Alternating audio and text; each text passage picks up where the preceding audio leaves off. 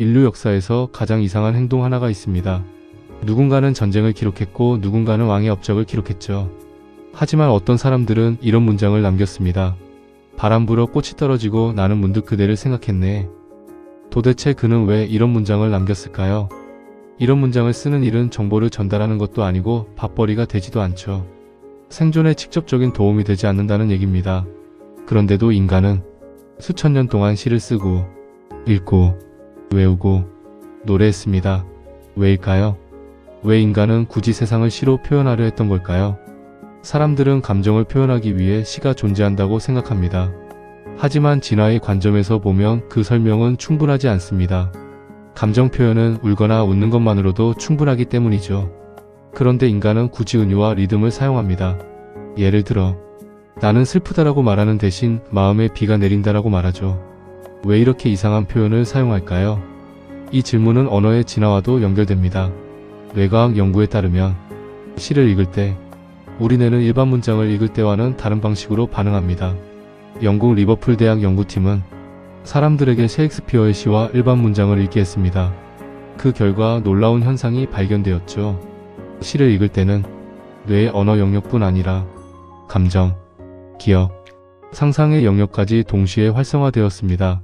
특히 활성화된 영역은 기억을 담당하는 해마, 감정을 만들어내는 편도체, 의미를 해석하는 전전두엽이었습니다.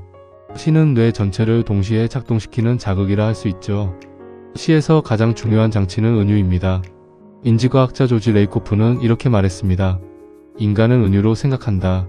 예를 들어 우리는 시간을 이렇게 표현합니다. 시간을 낭비했다. 시간이 부족하다. 시간은 물건이 아니지만 마치 우리가 보유한 자원처럼 표현한 거죠. 이처럼 인간의 사고 자체가 이미 은유 구조로 되어 있습니다. 그렇다면 인간은 왜 이런 능력을 갖게 되었을까요? 여기에는 여러 가설이 있습니다. 첫 번째 가설은 구애 신호 이론입니다. 진화 심리학자들은 시와 음악을 일종의 지적인 과시 행동으로 봅니다. 공작새가 암컷을 유혹하기 위해 화려한 꼬리를 펼치듯 인간은 언어 능력과 창의성을 짝짓기 파트너에게 과시한다는 거죠. 그래서 역사적으로도 시인은 매력적인 존재로 여겨져 왔죠. 두 번째 가설은 집단 결속 이론입니다.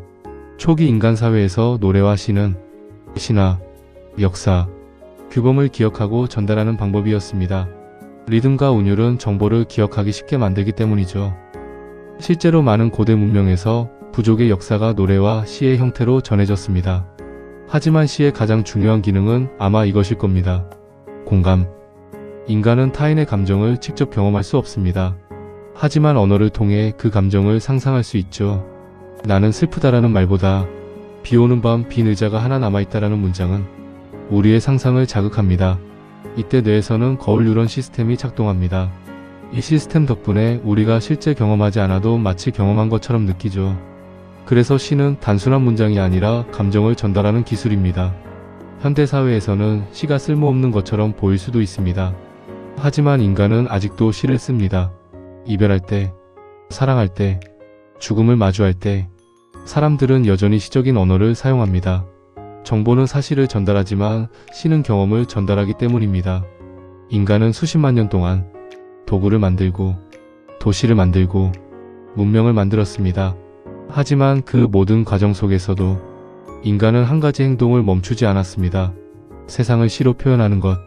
어쩌면 이것이야말로 인간이 단순한 생존을 넘어 의미를 찾는 존재라는 증거일지 모릅니다. 오늘 이야기는 여기까지입니다. 구독과 좋아요는 저에게 큰 힘이 됩니다. 감사합니다.